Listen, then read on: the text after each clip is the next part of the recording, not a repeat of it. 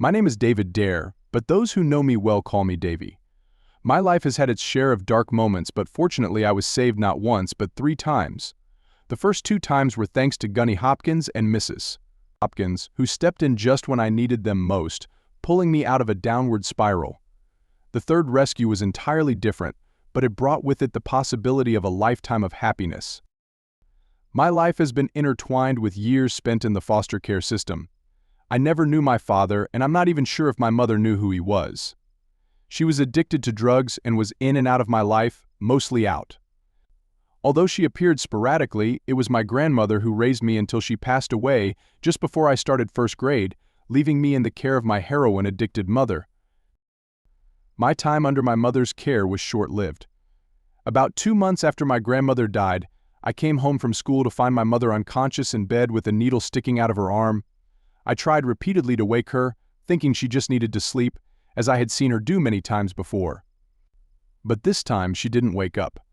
I waited for 3 days, eating whatever I could find in the fridge and a box of cereal I managed to reach from the cupboard. When I didn't show up to school for the 3rd day in a row and my mother didn't answer her phone, my first grade teacher, Mrs. Gallagher, came to check on me with her police officer husband. When they knocked on the door, I didn't want to let them in until Mrs. Gallagher assured me everything would be fine. I told them my mom was sleeping, but when Mrs. Gallagher checked on her, she called her husband over, who confirmed that my mother was dead. That day, they called Children and Youth Services Cs, and I was placed in foster care. Years later, a woman named Naomi Schaefer Riley wrote a book called How Not to Treat a Child, a scathing critique of the foster care system. The only thing I disagree with is that she didn't go far enough in describing just how destructive that system can be for a child caught in it. CZs made several feeble attempts to find any relatives who could take me in, but if I had any living family, I didn't know them. This was long before the days of DNA testing and online ancestry databases, so I rummaged through my mother's belongings, trying to find names or phone numbers. Cs found nothing, and I was left to navigate the flawed foster care system. By the time I was 14, I had lived with 12 different families and attended 9 different schools. I wasn't a difficult or rebellious child, but some of the foster families were nearly as dysfunctional as my own had been. Many of them took in foster children solely for the financial support, and I witnessed all kinds of neglect, abuse, and mistreatment. The worst were the families with both foster and biological children, where a clear double standard of care existed, with the natural children receiving preferential treatment. Those years were chaotic, and I was on the verge of complete dysfunction when Gunny and Mrs. Hopkins stepped into my life. I first met Gunny in my first grade gym class. He was an African-American retired Marine sergeant who had started a second career as a high school physical education teacher. When I first encountered him, he was probably around 40 years old, a towering figure, standing at 6'A" and weighing nearly 240 pounds. If there was an ounce of fat on his body, it was well hidden. He scared the living daylights out of every boy in the school. Not least because he also owned and operated a dojo in a strip mall next to the school. Some of the kids I knew trained with him and spoke of the martial arts trophies lining his walls, even though he no longer competed. No one dared cross him. Mrs. Hopkins, on the other hand, was the school psychologist and oversaw new student orientations. She was petite, barely 5'A", and probably weighed no more than 110 pounds, but she had a presence that belied her size. Despite her diminutive stature, she had Gunny wrapped around her finger. Only later did I learn that they had 3 children. 2 sons who were Marine officers and a daughter who was still in college studying early childhood education. I also discovered that no matter how intimidating Gunny was, he was no match for Mrs. Hopkins. When she got fired up, she became a force of nature. I entered my last foster home just weeks before the start of my freshman year of high school, and it wasn't one of the better placements. The foster father was an alcoholic with a quick temper and financial struggles. 2 foster children had recently left, and the family was dependent on the income they received for fostering to make ends meet. With all these factors combined, I anticipated trouble, which arrived about 2 weeks into high school. Due to my unstable history with foster families, I was academically far behind my peers. On my first high school assessment, I tested at a 5th grade reading level and a 4th grade math level. This guaranteed that I would meet Mrs. Hopkins soon after arriving at her school. The purpose of our meeting was to develop an individualized education plan to bring me up to grade level, but the situation turned out to be much more complicated. On the morning of our meeting, my foster father lost his temper with me. He accused me of stealing his wallet, and when I couldn't produce it, he beat me, leaving bruises from my shoulders to my waist, a split lip, and a black eye. I managed to escape and went to school as if it were a normal day, completely forgetting or unaware of the meeting with Mrs. Hopkins. When the teacher told me to go to the office instead of first period, I walked down the hallway and entered Mrs. Hopkins' office. The next 30 minutes would change my life forever. I had been through so many new student orientations that I could almost recite both sides of the conversation. As a foster child in a new school, I was used to quick interviews and being immediately written off as hopeless, not worth the time. Perhaps it was cynical of me, but the last thing I expected when I walked through her door was for Mrs. Hopkins to actually care about me. I sat down, trying to hide the side of my face where my foster father had hit me. Mrs. Hopkins started by asking me to look at her. When she saw my face, she gasped, "What happened to you?" I knew the drill: never reveal the problems of a foster home. I lied. Nonsense. Those injuries aren't from a fall. Don't lie to me. If you don't tell me who hit you, I'll call the police. I hesitated, but she stared at me, her hand hovering over the phone, ready to dial 911. Finally, I blurted out, "My foster father thought I stole his wallet. He was drunk and lost his temper." "Did he hit you anywhere else?" "He hit me on the back. It hurts a lot." "Stand up and turn around," she ordered. I did as she asked. "Lift your shirt." I lifted my shirt up to my shoulders. Good God. How often does he do this to you? This is the first time. I've only been there for a couple of weeks.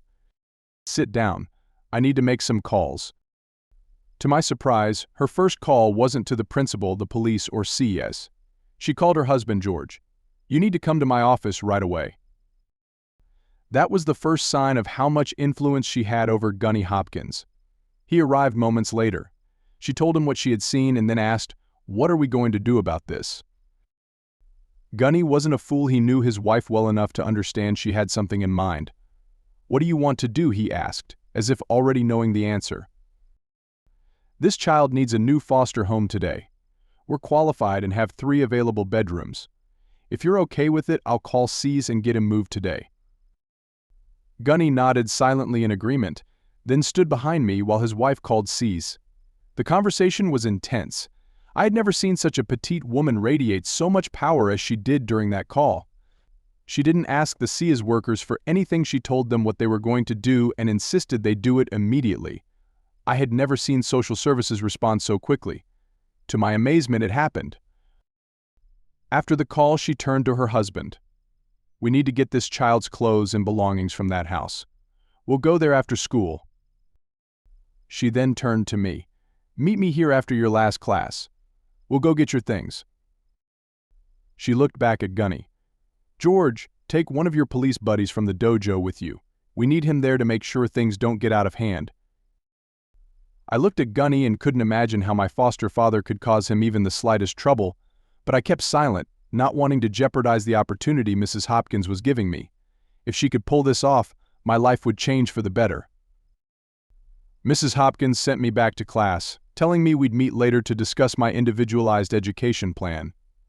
The day proceeded as usual. I received a few comments about my facial injuries, but other than that, it was a typical school day. When it ended, I grabbed my things from my locker and reported to Mrs. Hopkins' office as instructed. Gunny and an equally burly cop were already waiting for me. The move couldn't have gone more smoothly. The intimidating presence of Gunny and his friend prevented my foster father from objecting to my departure. I packed my limited wardrobe and a few personal items and loaded them into Gunny's car. He drove me to his home, helped me unload, and set me up in an empty bedroom. Little did I know the next 4 years would transform me completely. Life with Gunny and Mrs. Hopkins was a world apart from all my previous experiences. They were the first people to truly care for me since my grandmother. From day one, they made it clear that they expected me to be organized, hardworking, and disciplined. Mrs. Hopkins spent her evenings helping me catch up academically. By the time I was 18, I was taking college preparatory courses and holding my own in all of them. A's and B's were the standard, and anything less meant extra study hours. Gunny put me through an equally rigorous physical training regimen. Every morning he woke me at 5:30 a.m. for a 5-mile run, followed by martial arts training, strength, and flexibility exercises. By the time I graduated from high school, I was 5', 160 pounds, and in the best shape of anyone I knew, except for Gunny, of course. Shortly before graduation, I turned 18 and aged out of the foster care system. I worked part-time at Gunny's dojo training younger students. After the graduation ceremony, Gunny sat me down and asked about my future plans. I told him I wanted to become a Marine. He asked if I was sure, given the ongoing conflicts in Iraq and Afghanistan. I assured him I was. He and Mrs. Hopkins drove me to the Marine Corps recruiter's office, where I enlisted. I had a month before heading to boot camp at Parris Island. Gunny intensified my training regimen so I wouldn't embarrass him in front of his buddies, the drill instructors there. I would never have told the instructors this, but after 4 years with the Hopkins and training with Gunny, boot camp felt almost like a vacation. I graduated with honors, carrying the company pennant in the graduation parade. Gunny and Mrs. Hopkins stood proudly on the podium, and by then I considered them my parents. Initially, I planned to make a career in the Marines, but that plan ended with an RPG fired by the Taliban. Near the end of my first tour, I was promoted to sergeant and served as a security squad leader, protecting our battalion commander during meetings with local village chiefs. On the way back to base, our convoy was ambushed. The middle vehicle, carrying the battalion commander, was hit by an RPG and caught fire. I dismounted, positioned my squad in a defensive perimeter, and ordered them to return fire. Then I ran to the middle vehicle and began pulling out the wounded. I managed to save the battalion commander and 2 of his staff before the vehicle's fuel tanks exploded, severely burning my legs and throwing me into a nearby wall, where I lost consciousness, broke several ribs, and shattered my lower right leg. When I regained consciousness, I was on a medevac plane bound for a hospital in Germany. After my leg healed, the Marines awarded me a Navy Cross, a Purple Heart, and a medical discharge with a 40% disability rating. They paid for my return home, which was back to the Hopkins household. Upon my return, Mrs. Hopkins asked what I planned to do next. I was 22 years old, a trained marksman, and capable of teaching martial arts, but I had no marketable skills. To her surprise, I said I wanted to go to college and become a high school history teacher. When I enlisted, Gunny had insisted I save a large portion of my monthly salary for college, so between those funds, GI Bill benefits, and my disability pension, college was within reach. An hour's drive from the Hopkins home was a state college with an excellent history program and a strong education department. Mrs. Hopkins helped me apply, and since I was 22 and had been living independently for 4 years, I rented a small apartment 15 minutes from campus rather than live in a dorm with a bunch of 18-year-olds. I registered as a double major in history and education and started tackling the prerequisite courses, one of which was a freshman biology class with a weekly 3-hour lab. Since I didn't live on campus or participate in Greek life, I didn't know anyone in my biology class. The instructor asked us to choose lab partners, and when he asked who didn't have a partner, only one hand went up, a rather attractive woman sitting a few rows ahead of me. The instructor told us to pair up and exchange contact information. I walked down the aisle, introduced myself, and said, "Hi, I'm Davy Dare." She stared at me silently, so I continued, "If we're going to be lab partners, we need to exchange contact information. If you give me your name and number, I'll give you mine." Finally, she said, "My name is Vera McDonald. My number is 555-555-1212, and gave me her email address. I did the same, then told her I'd see her in the lab and headed to my next class. Vera turned out to be a bit of an enigma. She had built the highest, thickest walls around herself that I'd ever encountered in a person. We spent 3 hours together every week in the biology lab, but she never revealed a single personal detail. I tried to break through those walls, but it felt like chiseling granite with a plastic spoon. Finally, I gave up, realizing they would never open. Then, just before Thanksgiving break, I was chatting with a guy in the lab next to ours about holiday plans when Vera overheard our conversation. "What are you doing for the break?" he asked. "I'll mostly be at my apartment, preparing for the next semester. I might visit my foster parents for Thanksgiving, and then come back here," I replied. Vera stopped in her tracks when I mentioned foster parents. She looked at me and asked, "Are you a foster kid too?" Suddenly, everything made sense. I knew how tough foster care had been for me, and I was fortunate to end up with the Hopkins. I had seen some of the horrors inflicted on foster children, especially girls.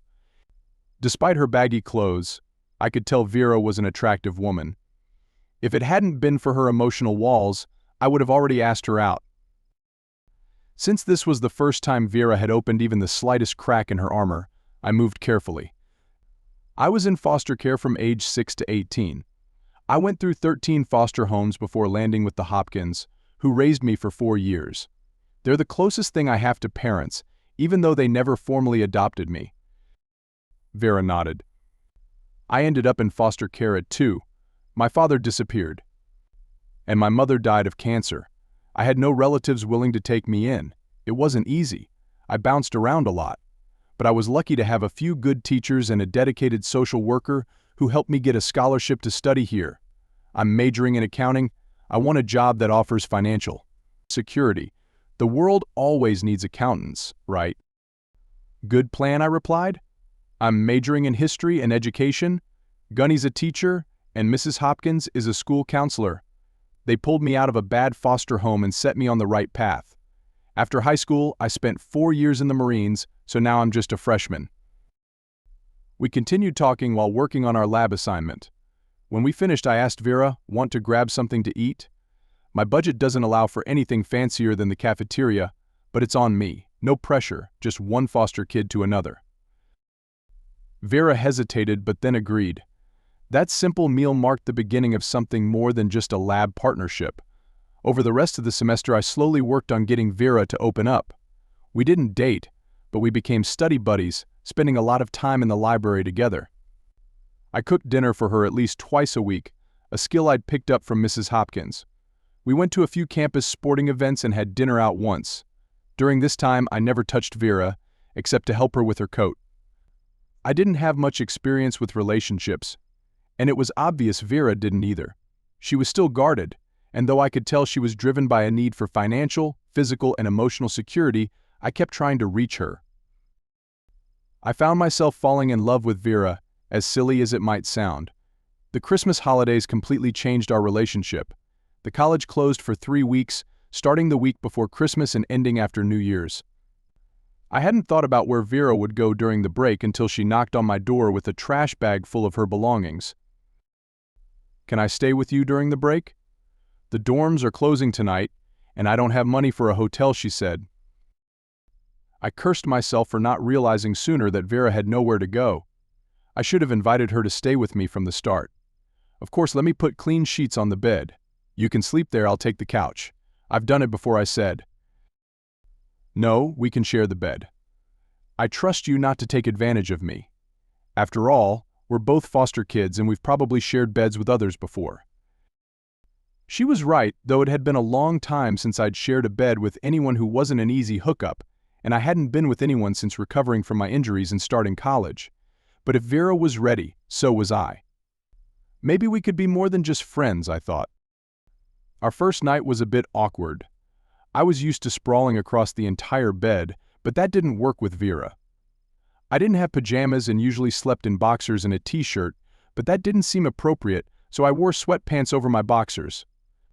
Vera apparently trusted my restraint because she came out of the bathroom in a t-shirt and tiny shorts, clearly not wearing anything underneath. I was already excited before she even got into bed. I tried my best to keep my distance, turning away from Vera as I fell asleep. But by morning I had turned over, spooning her, my arm wrapped around her, my hand resting on her chest. When I woke up, I was embarrassed and apologized immediately. "Don't worry," Vera said with a laugh. "It feels good to be held. I don't think I've ever just cuddled with someone before. I could get used to this with that." She rolled over, wrapped her arms around me, and kissed me, morning breath and all. I wasn't prepared for what followed. Without a word, Vera sat up, pulled off her t-shirt, and tossed it onto the floor. Then she rolled onto me, resuming our kiss, her tongue exploring my mouth. I was tempted, really tempted, but at the last moment, I pushed her away. Vera, you don't have to do this. I'm your friend. I don't want you to feel like you have to pay me for a place to stay. I won't let us ruin our friendship over a quick fling. I really like you and I want more than just friendship, but we won't rush into anything. You mean too much to me, I said. From my time in foster care, I knew that many foster children, especially girls, viewed sex as a means to get what they wanted or as a way to say thank you. But spending time with the Hopkinses had given me a different perspective. I saw the deep, loving relationship they shared, and I wanted the same for myself. I was starting to imagine Vera as the other half of that relationship, no matter how foolish it seemed. Vera seemed stunned by my reaction. Davy, sometimes you're too nice for your own good. Here I am, offering myself to you, and you turn me down. Are you serious? It's not easy for me to do this. I really like you, maybe even love you a little. I fantasize about being with you, but until you feel the same way about me, the answer will be no. She got out of bed, picked up her t-shirt, and went to the bathroom to shower and brush her teeth. The rest of the day, our relationship was cool, and that night Vera went to bed in sweatpants instead of her usual t-shirt and shorts. I think she was trying to convey something. The next morning I went for a run, bringing my phone with me. After I finished, I called Mrs. Hopkins. Hi, Mrs. H. Are we still on for Christmas dinner? Of course, Davy. Why are you even asking? She replied. I know it's last minute, but would there be room for one more at the table? My biology partner is a foster kid, and she has nowhere to go for Christmas. She's staying with me during the break because the dorms are closed. I wouldn't want to leave her alone on Christmas. The more, the merrier. Bring her along. We'll make sure she has a good time with our family. Later that day, I stopped at a local jewelry store and bought a small necklace with a delicate charm. Since Vera would be joining the Hopkins clan for Christmas, I wanted to make sure she had a gift to open. Little did I know that this necklace would be the first Christmas gift she'd ever received that wasn't from a charity or foster care agency. When I gave Vera the necklace, she opened the box and burst into tears. Then, in front of everyone, she jumped into my lap and kissed me like she never had before.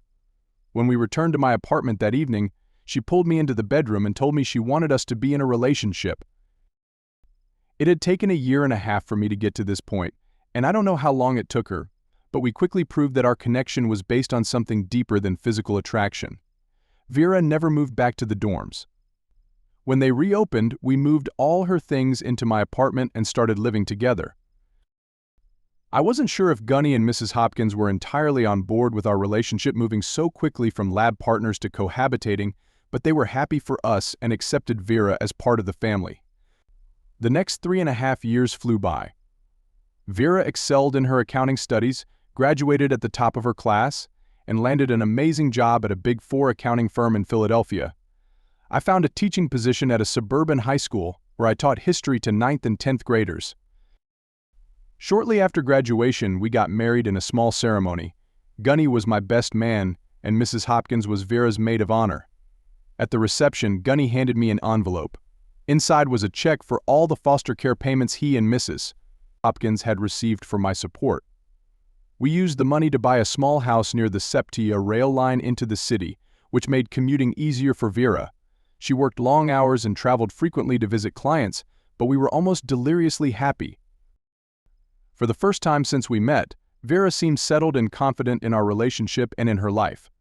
We had been married for about 4.5 years when her firm was retained by the U.S. government to audit a major defense contractor accused of massive billing fraud.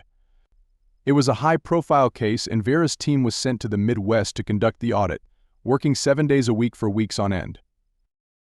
Vera would leave on Sunday evening, be gone for 2 or 3 weeks, then return home, recuperate for a week, and leave again. She got into the habit of giving me a wild night of passion before each trip and an equally wild night upon her return. While she was away, we talked every day, sometimes engaging in phone sex if she was alone in her room or just chatting if others were around. It wasn't perfect, but Vera enjoyed the challenge of the project, and the feedback from her bosses was overwhelmingly positive. This was the kind of project that could lead to an early partnership. The whistleblower in the case was an accountant named Richard Wilson, a mid-level employee responsible for accounting and billing under a cost-plus contract.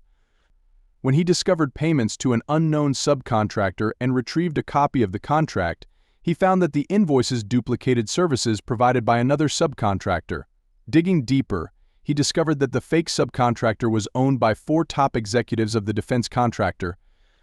Wilson hired a lawyer and filed a lawsuit, and all hell broke loose. Vera spent several days with Wilson on each trip, tracking every bill and payment. If the fraud was confirmed, he stood to receive a massive payout, which ultimately happened. What I didn't know was that Wilson had developed feelings for Vera, and when she realized he stood to gain a huge reward, she began to think he offered a more secure future than the one we had together. Being the whistleblower in a case of this magnitude made Wilson some powerful enemies. After 3 failed attempts on his life, the feds decided to place him under protection. Wilson agreed, but on one condition: Vera had to go with him. Sometimes the husband really is the last to know. It wasn't until many years later that I learned what was going through Vera's mind when she agreed to join Wilson in the witness protection program. It wasn't just about the money, but rather the security that money and the oversight of the U.S. Marshals Service could provide. Vera's deep-seated fears, stemming from her childhood in foster care, overrode any guilt she might have felt about leaving me. The day Vera disappeared started like any other. The night before, we had intense, passionate sex for several hours. It was as if she was trying to make sure I was satisfied for a long time. Our lovemaking was even more intense than usual, and I attributed it to her trying to get pregnant before the trip. We had been discussing starting a family, and Vera had stopped taking birth control pills just before her previous trip. The next morning, she took the train to the office with her suitcases and briefcase, and I went to school. That was the last time I saw or spoke to her. Surveillance cameras outside her office later showed her leaving as if she were heading to the airport. She was picked up and driven away in a black SUV with temporary license plates. When I didn't hear from her for several days, I became worried. Phone calls went to voicemail, emails remained unopened, and text messages went unanswered. This had never happened before, and I feared something terrible had happened to her. Finally, I called her office to find out what was going on. They told me she was on vacation, which didn't make sense because she had made it clear she was flying to the Midwest after a full day of work. I reported Vera missing. The local police were initially skeptical, but when her phone remained dead, her laptop untraceable, her credit cards unused, and her bank accounts untouched, they started taking my concerns seriously. Her employer provided surveillance footage showing Vera getting into the SUV, but the temporary plates turned out to be fake. The police questioned me for hours before confirming that I had been at an after-school meeting with 10 other teachers when Vera got into the car. They searched our entire house, looked into our finances, and found no signs of foul play. Vera had simply disappeared, as if into thin air. I was completely lost. Although I had always known that Vera might never love me as deeply as I loved her, I believed she loved me as much as she was capable of, given her troubled past. I couldn't believe she had just left me. She took nothing of sentimental value except the necklace I had given her that first Christmas, which she never took off, even though she wore other jewelry. Convinced something terrible had happened to her, I started drinking to numb the pain. The school district gave me a leave of absence to cope with the loss, and since the school year was almost over, I had the entire summer to grieve or, as it turned out, to drink myself into a stupor. When Vera first disappeared, I communicated with the Hopkinses daily. But as time passed with no sign of her, our contact became less frequent. By the end of July, I hadn't spoken to either of them for almost a month. Mrs. Hopkins was worried, so she did what she did best when she was concerned. She sent Gunny to check on me. The night before, I had downed nearly a bottle of Jack Daniels and was passed out on the couch when Gunny arrived. He rang the doorbell, but I didn't respond. Then he knocked, still no response. Finally, he pounded on the door and shouted, "Maureen, open the damn door now." I was shocked and even a little scared. In all the years I had known him, I had never heard him raise his voice or swear. I did the only thing I could. I opened the door. Gunny took one look at the mess in my living room and kitchen: dirty dishes, food boxes, and empty liquor bottles everywhere, and asked, "What the hell happened here?" The question was reasonable. I hadn't showered, shaved, or changed clothes in at least a week. "You stink," Gunny said, dragging me up the stairs and throwing me into the shower fully clothed. take off those dirty clothes and clean yourself up." While I was in the shower, Gunny called Mrs. Hopkins. "He's drunk, dirty, and has turned the house into a pigsty. He needs our help again," he said. A couple of hours later, I found myself back at the Hopkins house, my clothes packed into a duffel bag, and Gunny staring me down. "You're better than this. We've invested too much time and effort into you to let you fall apart. You've come too far to crash and burn. This stops now. Tomorrow morning you'll wake up at 5:30 and we'll start all over again." The next morning was brutal. I hadn't run or exercised since Vera disappeared, but Gunny took me on a 5-mile run at a pace that would have been challenging on a good day. This day was far from good. When we finished, he drove me to the dojo, where we did an hour of exercises and stretching before sparring. By the time we were done, all the alcohol had been sweated out of me, and I was utterly exhausted. This set the tone for the rest of the summer. By the time the school year started, I was back in shape and my head was mostly in the right place. The district had a good employee assistance plan, and Mrs. Hopkins signed me up for counseling twice a week. By Christmas, I was myself again, except for the hole in my heart where Vera used to be. Pennsylvania law required Vera to be missing for 7 years before I could declare her legally dead. Fortunately, Vera's overwhelming need for financial security had led us to buy a house we could afford solely on my salary and disability pension. She had also set aside a significant portion of her income in a retirement fund, made double mortgage payments, and saved the rest. Financially, I was fine, even without access to Vera's accounts. However, I couldn't sell our house or car or access her retirement funds. Then, one warm June day, just before the end of the school year, a little over 5 years after Vera's disappearance, I heard a knock on the door. When I opened it, I found a man and a woman in business casual attire, one holding an accordion folder. They showed their badges, introduced themselves as Deputy U.S. Marshals Simpson and Wallach, and asked if I was David Dare, husband of Vera Dare. My heart sank. Had they finally found Vera, or perhaps her remains? I confirmed my identity and invited them in, offering them water, which they declined. I asked why they were there. Wallach took the lead. "Mr. Dare, we owe you a huge apology. 5 years ago, the U.S. Marshals Service made a grave mistake. We're here to ask for your forgiveness and to try to make things right." Now I was completely confused. Wallach continued, "5 years ago, we placed a whistleblower you know as Richard Wilson into the Witness Protection Program. He had uncovered one of the largest defense procurement frauds in U.S. history. Your wife Vera was part of the team auditing the defense contractor involved. Apparently, your wife and Mr. Wilson began a relationship, and he insisted that she join him in the Witness Protection Program. She agreed but requested that every effort be made to ease her disappearance from your life. A divorce petition was drawn up, transferring all marital assets and her personal property to you. A quitclaim deed for your home was signed, as were other property transfer documents. She also wrote you a letter, all of which should have been delivered to you as soon as they were relocated." I felt anger rising within me. Are you telling me that my wife, whom I've mourned for 5 years, ran off with some guy she met on an audit? And you knew about this all along? The local police have been spinning their wheels on this case for years, and I've been grieving all this time. I can't believe it. "We're deeply sorry," Wallach said. "This folder should have been delivered to you years ago. We only found it when we reviewed our records after Mr. Wilson and your wife were killed." "Killed?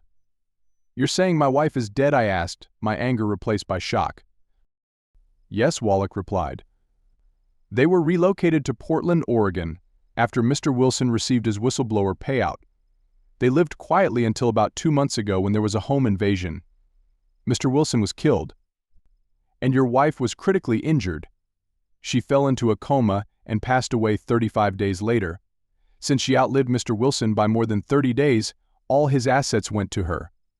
Your daughter and their younger son were unharmed and are now in our care." "Wait a minute," I interrupted. "Daughter? I don't have a daughter. Vera and I didn't have any children." "No, you do have a daughter," Wallach insisted. "Vera was pregnant with your child when she entered the Witness Protection Program. Your daughter is about 4.5 years old, and she also has a 2-year-old half-brother." I was stunned. "How do you know the girl is mine?" Vera had a DNA test done after your daughter was born. The results confirmed she was your child. Vera had enough faith in your relationship to name you as the guardian of both children in her will if anything happened to her and Richard. She also designated you as a trustee of a trust she established for the children, which is currently valued at over $100 million. You're also the beneficiary of Vera's $5 million estate, provided you agree to take custody of both children and raise them as your own. I sat there in silence, trying to process everything. After what felt like an eternity, I asked, "So what now?" "We'd like to arrange a meeting with the Marshal Service to release the children to you and connect you with a probate law firm. We'd appreciate it if you could keep this confidential until all formalities are completed. We've made some huge mistakes, and we're deeply embarrassed and regretful, but right now the priority is the children. Are you in or not?" As far as we can tell, neither Richard nor Vera had any other relatives. If you don't take these children, they'll end up in foster care. It was a low blow, and they knew it. But I had no choice. I agreed to take custody of both children. "When can I meet them?" I asked. After the marshals left, I called the Hopkinses. Without going into detail, I told them that federal law enforcement had informed me that Vera was dead and that she had left behind 2 children whom I would now be responsible for. They never questioned my sanity, they simply started helping me plan for my new role as a single dad. 2 days later, at a meeting at the federal courthouse in Philadelphia, Violet and Samuel were handed over to me, complete with birth certificates naming me as their father. I was now officially their dad, completely unprepared, confused, sad, and angry, but still a father. Samuel, being younger, bonded with me almost immediately. Violet took a few more weeks, but by the time school started in the fall, both kids were calling me Dad. I enrolled them in a daycare near the school, where most of the teachers with young children sent their kids. The Hopkinses used their extensive network to help me find a reputable pediatrician, babysitters, and other resources I needed as a new father. They saw Violet and Samuel as 2 more grandchildren, just as they had always seen me as a son, even if I was never officially adopted.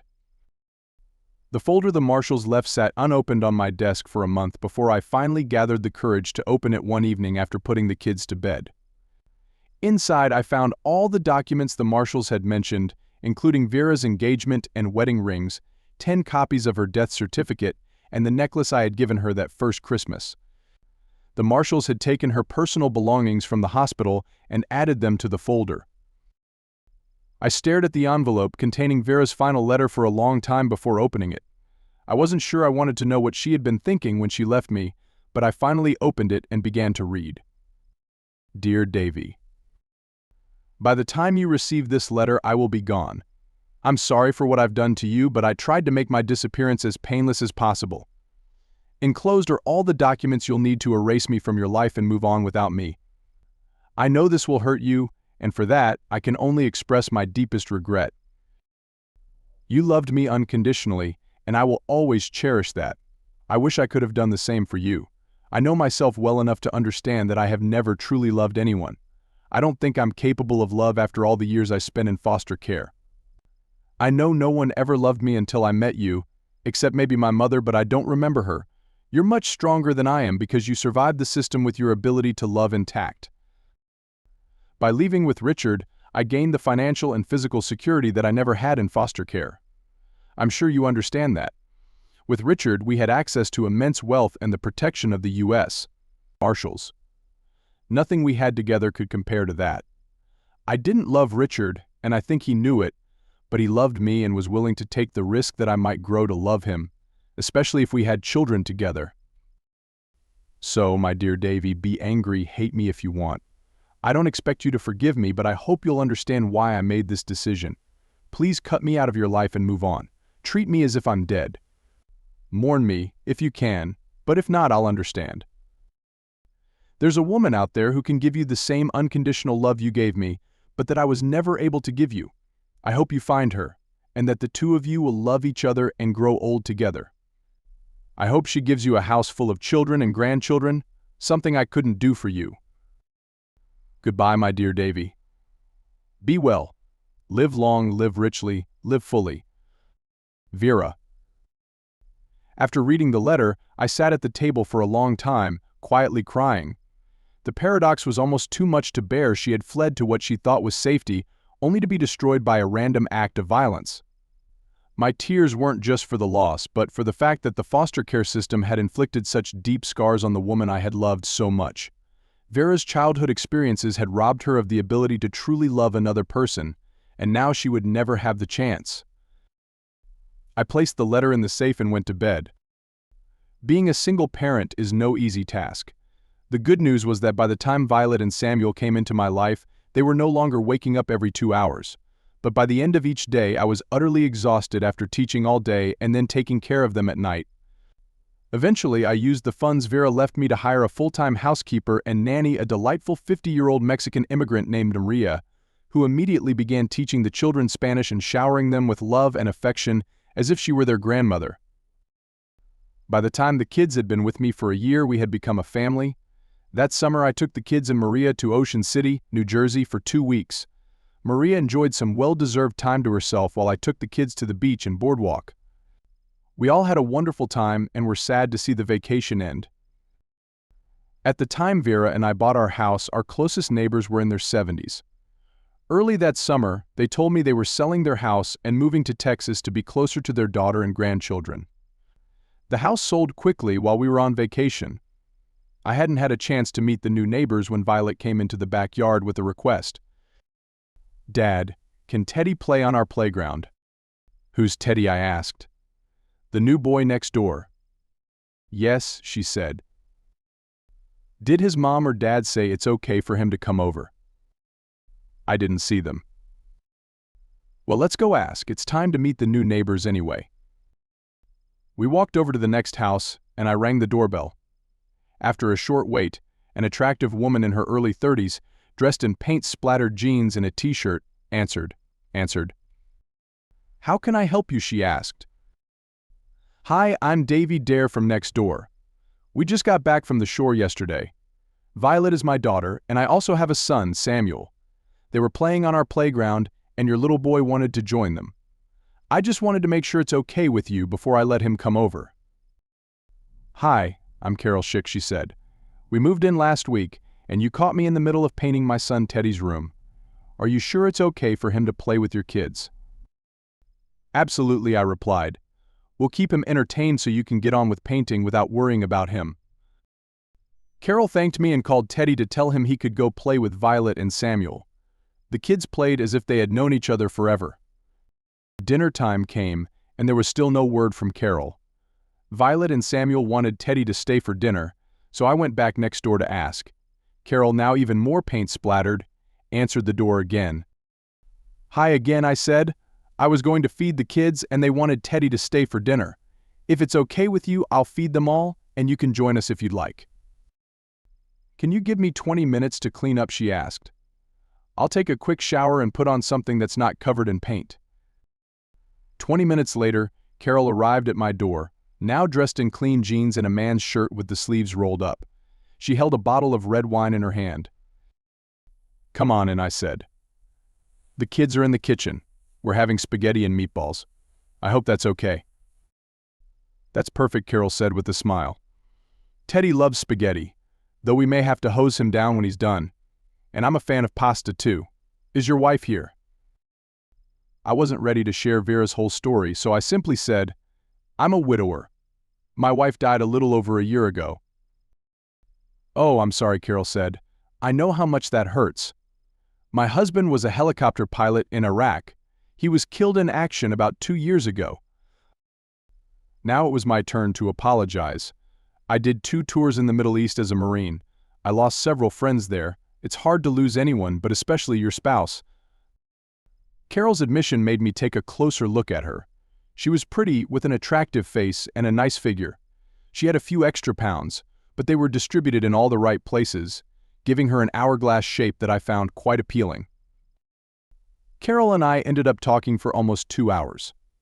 After the kids finished eating, we washed the dishes together, then sat around the kitchen table with a glass of wine, getting to know each other better.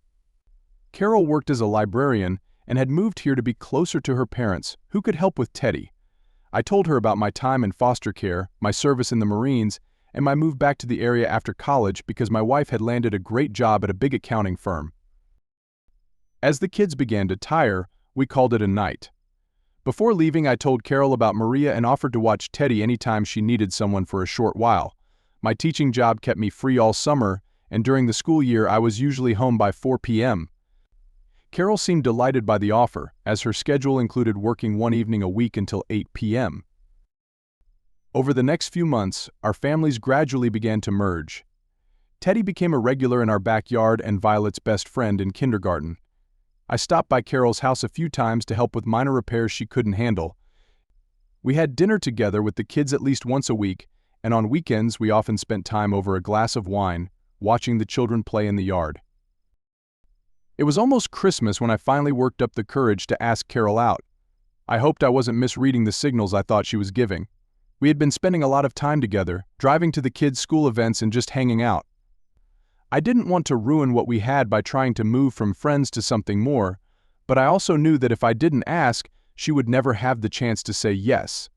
And I was starting to worry that if I didn't make a move, someone else might. So one day, after walking Teddy home when Carol returned from work, I took a deep breath and rang her doorbell.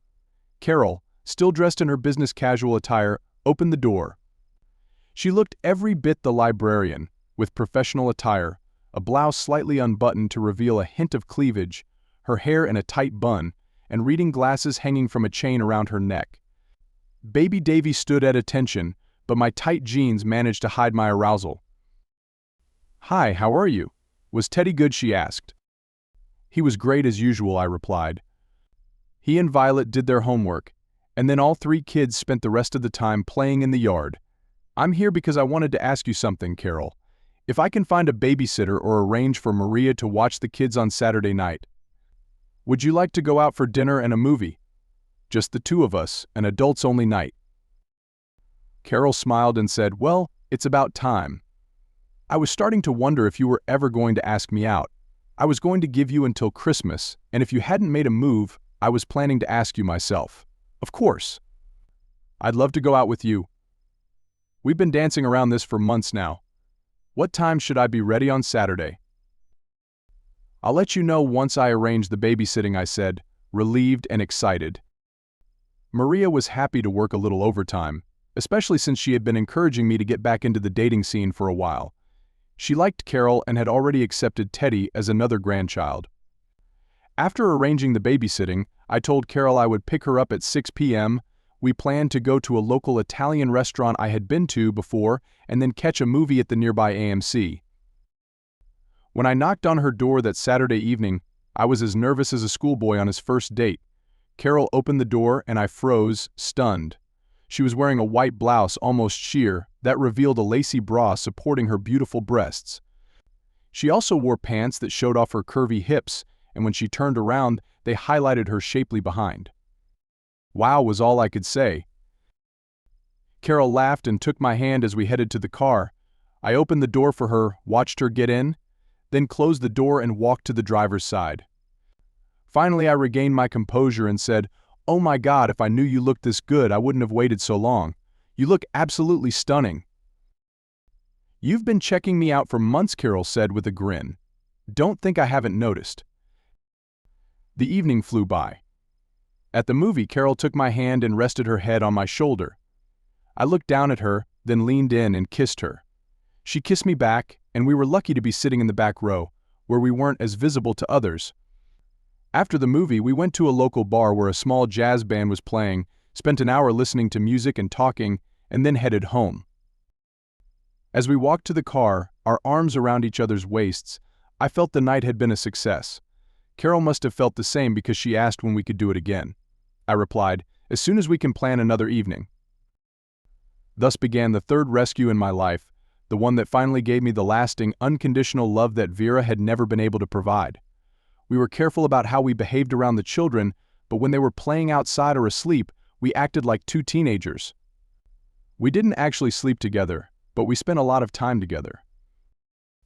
Finally, after 2 months of this, I asked Maria if she could watch all 3 kids for the weekend so Carol and I could go away together. We chose a romantic inn in Lancaster County and left right after school on Friday night. We had dinner at a French restaurant in the heart of Lancaster, then checked into the inn. When we entered the room, Carol went to the bathroom with a small overnight bag. When she came out, I was stunned. She was wearing a garter belt and stockings, lacy panties, and a bra that barely covered her breasts, along with high heels. Little Davy was ready to burst out of my pants. We spent most of the night making love. Despite my long hiatus and her somewhat shorter one, neither of us seemed to have forgotten how to please our partners. My memories of that night are pure passion and pleasure. Carol was loud, and I was sure the neighbors could hear, but I didn't care. We fell asleep in each other's arms in the early morning and slept until the maid woke us up to clean the room. The next evening, we made sure to put a "Do Not Disturb" sign on the door, which allowed us to enjoy the morning before we checked out of the inn. From that moment on, we were a couple. I introduced Carol and Teddy to the Hopkinses, who both gave me a thumbs up. Carol's parents were equally approving. We spent every free moment together, and after discussing our relationship with the children, we began spending nights together. By Memorial Day, I was convinced I wanted to spend the rest of my life with Carol. After speaking with her father and receiving his blessing, I got down on one knee at the restaurant where we had our first date and proposed. Her yes was loud enough to turn every head in the room. Since we had both been married before, neither of us saw the need for a big wedding. We decided on an outdoor ceremony at a local park, followed by a reception in a rented pavilion with catered food. The guests included Carol's family, the Hopkinses, our children, Maria, and a few close friends. Maria agreed to stay with the kids for a week while we honeymooned at a resort in the Caribbean. Before our wedding, I sat Carol down and told her the whole story about Vera, including the generous bequest and the condition that I raise Violet and Samuel. I told her about the trust Vera had set up for them and the importance of the necklace I had given her that first Christmas. We discussed our plans for our children and agreed that we would each adopt the other's kids. We also talked about having one or more children of our own and decided that we wanted at least one more. Shortly after our honeymoon, Carol discovered she was pregnant. Apparently, one of the medications she had taken for our trip to the Caribbean had reversed the effects of her birth control pills. She was worried I might be upset about having a new baby so soon, but I was over the moon.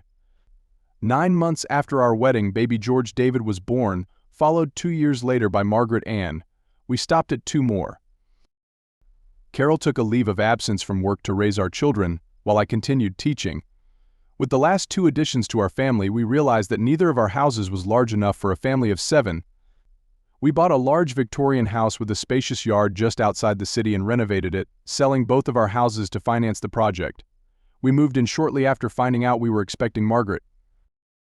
Soon after the wedding, I discovered that Vera had left me one final gift. I hired a lawyer to prepare adoption papers, as well as the usual wills and powers of attorney for me and Carol. When planning our estate distribution, I told him I wanted Teddy to inherit virtually all of Carol's and my estate since Violet and Samuel were well provided for under the terms of Vera's trust. The lawyer asked for a copy of the trust document so he could reference it in our wills, explaining why our assets weren't distributed equally among the 3 children. He kept the papers for several days. When he called me, he said, "Did you actually read the trust document?" "No," I replied. "The bank handles all matters with the money Vera left me. I haven't had to touch the trust funds for Violet and Samuel. I don't think I'll need these funds until the kids go to college." "Why do you ask?" "Well, I was reviewing the document and found a provision that might interest you. It may require you and Carol to revise your estate plan." "What's that?" I asked. "I won't read the whole thing, but the gist is that Vera included a clause about additional beneficiaries if you end up raising Violet and Samuel. She stipulated that any children born or adopted by you, or stepchildren who were minors at the time of your marriage, would be added as beneficiaries. Teddy qualifies as your stepson, and your future children with Carol will also benefit." I was stunned by Vera's thoughtfulness, even from beyond the grave. Carol and I made the necessary adjustments to our estate plans. Thanks to Vera's generosity, our 5 children will never lack for anything. Now, as I sit on the porch of our house watching our 4 older children play in the yard with Carol curled up in my lap and baby Margaret asleep in her carrier, I reflect on how rich my life has become. I'm grateful to the Hopkinses for rescuing me from a self-destructive spiral twice. I'm even more grateful to my beautiful wife for saving me from the life of a single parent. And I'm thankful to Vera for her generous provision for our 5 children. I still can't completely forgive Vera, but I understand her motives. She was a product of a flawed system, but in the end, she managed to leave behind one final act that demonstrated, if not love, then at least recognition of the love I had for her. May she rest in peace.